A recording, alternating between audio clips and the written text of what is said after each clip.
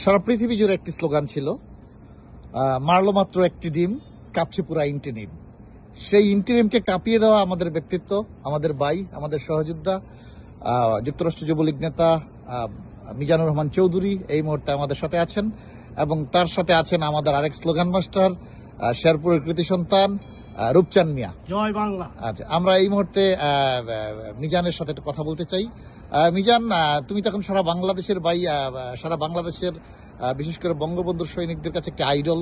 তো এই যে তুমি একটি বিশাল ঘটনা ঘটালে, বিশেষ করে জেএফকে এয়ারপোর্টে একটি ডিম মেরে পুরা ইন্টেরিয়াম কাঁপিয়ে দিলে, কি অনুভূতি হচ্ছে তোমার, কি এবং তুমি তার ফিডব্যাক কেমন পাচ্ছ ভাই?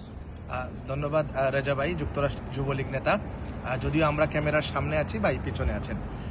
এতটুকু বলতে পারি, একজন রাজনৈতিক কর্মীর জীবনে রাজনীতি করে এর চেয়ে বেশি পাওয়ার আর কিছু নেই।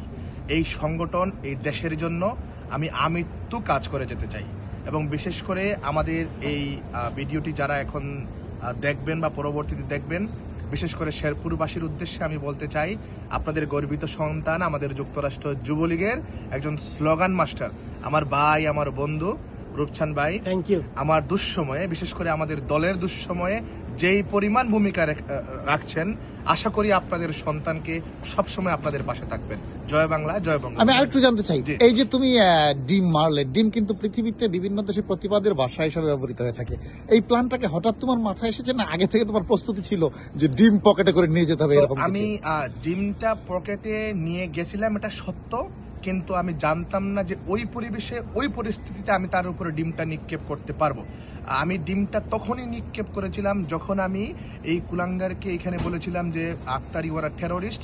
তখন সে তার পূর্বসূরীদের যে স্লোগান যে ইনকিলাব জিন্দাবাদ, এটা বলার সাথে সাথে আমি প্রতিবাদ স্বরূপ সেই ডিমটি নিক্ষেপ করেছিলাম। এবং আমি মুক্তিযুদ্ধের একজন সপক্ষের সৈনিক হিসাবে আমাদের পূর্বসূরীদের যে স্লোগান এবং মুক্তিযুদ্ধের এবং স্বাধীনতার যে স্লোগান, সেই স্লোগান আমি ডিমটা নিক্ষেপ করার পরে চিৎকার দিয়ে বলেছিলাম। আমার শিরা উপশিরা থেকে বেরিয়ে এসেছিল জয় বাংলা, জয় বঙ্গবন্ধু। ধন্যবাদ। আরেকটা কথা বলে নিচ্ছি, এই যে ডিম মারার পরবর্তীতে আমরা জানি তোমাকে এখানে অনেক পুলিশে হ্যাসেল করতে হয়েছে, জেলে গিয়েছো, জেলের পরে আবার একদিন পরে তুমি মুক্তি পেয়েছো, এবং সারা বিশ্ব থেকে তোমার পরিবারের উপর একটা হুমকি দামকি ছিল। সেই সব মিলিয়ে এখন তোমার কি অবস্থা? সো একটা জিনিস কি ভাই, যেখানে আমার পুরো পৃথিবীর মুজিব সৈনিক গত 14টি মাস থেকে স্তব্ধ হয়ে পড়েছে, যেখানে আমাদের বাংলাদেশের 2.5 লক্ষ আওয়ামী লীগের নেতাকর্মী বিনা দোষে কারাগারে, সেখানে আমি জননেত্রী শেখ হাসিনা, দেশরত্ন শেখ হাসিনার একজন কর্মী হিসাবে আমি একবার নয় বারবার কারাবরণ করতে রাজি। তবে আমি এতটুকু বলতে পারি, জেলে যাওয়ার আগে বলেছিলাম শেখ হাসিনার কর্মীদের দাবায় রাখা সম্ভব নয়। পুরো তৃণমূল মুজিব সৈনিক আমার সাথে ছিল, এই জন্য এরা আমাকে কোনো ষড়যন্ত্র করে দাবিয়ে রাখতে পারে নাই। অনেক ধন্যবাদ মিজান, আমরা কথা আর বাড়াচ্ছি না, অন্য সময় তোমার একটা লম্বা সাক্ষাৎকার নেওয়ার আমি আশা রাখছি। স্লোগান মাস্টার, আপনি কিছু বলতে চাচ্ছেন? থ্যাংক ইউ, আজকে মিজান ভাইয়ের সাথে থাকতে পেরে।